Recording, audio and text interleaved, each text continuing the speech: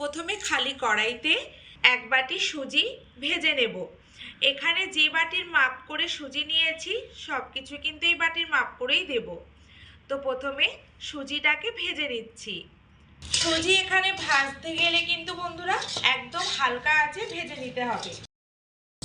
হালকা আঁচে রেখে এইভাবে অনবরত নাড়াচাড়া করে 3 থেকে 4 মিনিট সুজি ভেজে নিয়েছি। যখন দেখবেন সুজিটা ভাজা হয়ে গেছে ঠিকঠাক, তখন এর মধ্যে থেকে খুব সুন্দর একটা মিষ্টি গন্ধ বেরোচ্ছে।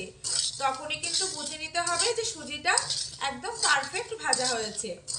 এবার আমি এর মধ্যে দিয়ে দেব যে বাটির মাপ করে সুজি নিয়েছিলাম ঠিক সেই একই বাটির মাপ করে 2 বাটি দুধ।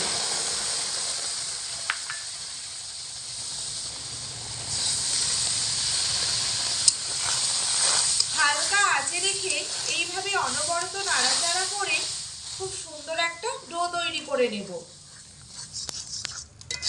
এইভাবে বন্ধুরা অনবরত নাড়াচাড়া করে তবেই কিন্তু ডোটাকে তৈরি করতে হবে। নাড়াচাড়া কিন্তু কোনো মতেই বন্ধ করলে হবে না, তাহলে কিন্তু সুজিটা তলা থেকে ধরে যাবে আর খেতে একদম ভালো লাগবে না।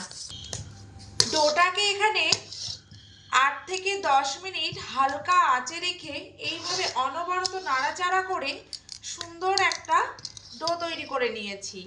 বেশ আঁটো করে তৈরি করতে হবে ডোটাকে।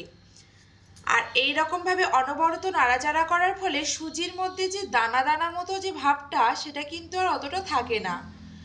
তো এবার বন্ধুরা আমি সুজির ডোটাকে আলাদা একটা পাত্রে নামিয়ে নিচ্ছি। খালি কড়াইতে দিয়ে দেব 1 বাটি চিনি। ঠিক যে বাটির মাপ করে আমি সুজি নিয়েছিলাম ঠিক সেই বাটির মাপ করেই আমি এখানে চিনিও মেপে নিয়েছি।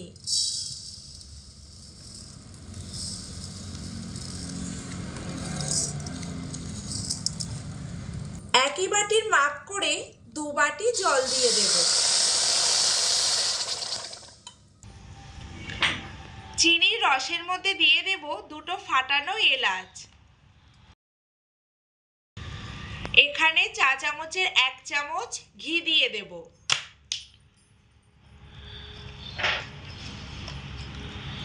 এবার চিনির রসটা অনবরত নাড়াচাড়া করে হাই আঁচে রেখে ফুটিয়ে নেব। এখানে চিনির রসটা হাই আঁচে রেখে মোটামুটি 2 মিনিট মতো ফুটিয়ে নিয়েছি। এখানে কিন্তু চিনির রসটা বেশি জাল করা যাবে না, আর যেহেতু চিনির রসটা ঠান্ডা হয়ে গেলে আরেকটু ঘন হয়ে যাবে। শুধুমাত্র হাই আঁচে রেখে অনবরত নাড়াচাড়া করে 2 মিনিট মতো ফুটিয়ে নিয়েছি। তো চিনির রসটাকে কিন্তু বন্ধুরা এখানে ঠিক এরকম হালকা রাখতে হবে।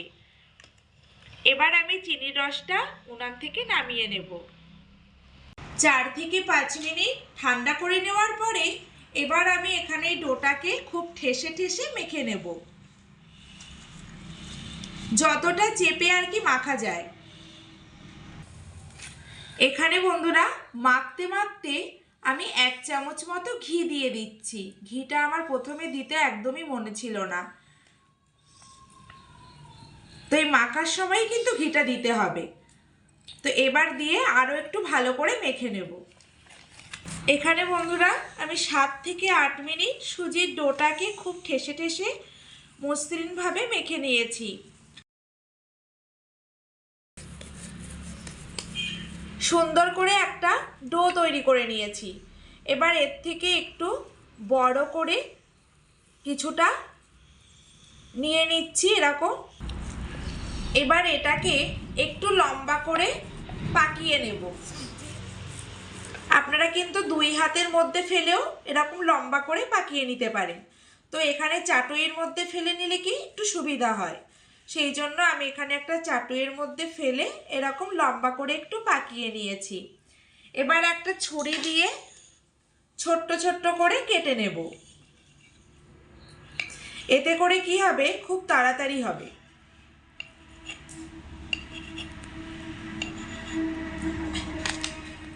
এখান থেকে একটা টুকরো নিয়ে নিয়েছি।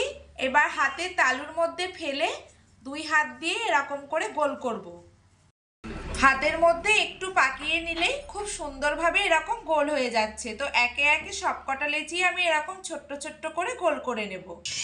তেলটাকে মিডিয়াম আঁচে রেখে মিডিয়াম গরম করে নিয়েছি। খুব বেশি গরম তেলে কিন্তু দেওয়া যাবে না। আঁচটাকে মিডিয়ামে রেখে মিডিয়াম গরম করে নিয়ে এবার আমি গোলাপজামের এই গোলগুলোকে ছেড়ে দেব। ঝাঁঝরি হাতাই করে 1 চামচ নিয়েছি, এবার আস্তে আস্তে এখানে দিয়ে দেব। একসঙ্গে কিন্তু বেশি দেওয়া যাবে না।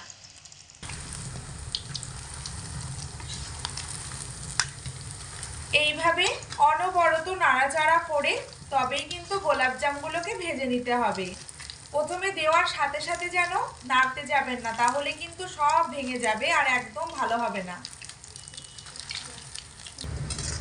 এইভাবে অনবরত নাড়াচাড়া করে মোটামুটি 4 থেকে 5 মিনিট মতো মিডিয়াম আঁচে রেখে গোলাপজামগুলোকে ভেজে নিয়েছি। তো এরকম একটা কালার চলে আসলে তখন গোলাপজামগুলোকে নামিয়ে নিতে হবে। আর সরাসরি একেবারে এই রসের মধ্যে দিয়ে দিতে হবে।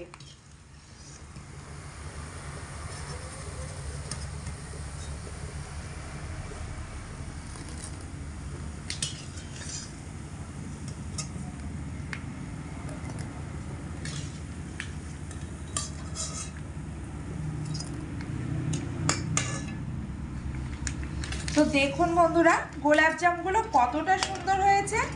আর এগুলো বানাতেও যেমন আনন্দ হয়, খেতেও কিন্তু তেমন মজা লাগে, ভীষণ ভালো লাগে। এগুলো বানাতেও ভীষণ আনন্দ হয় আর খেতেও দারুণ লাগে। তবে এগুলোকে চিনির রসের মধ্যে মোটামুটি 25 থেকে 30 মিনিট মতো রেখে দিতে হবে, তারপরে গিয়ে এগুলোকে খেতে হবে। তো 25 মিনিট পরে আপনাদের কাছে ফিরে আসছি। 25 মিনিট পরে ফিরে এসেছি।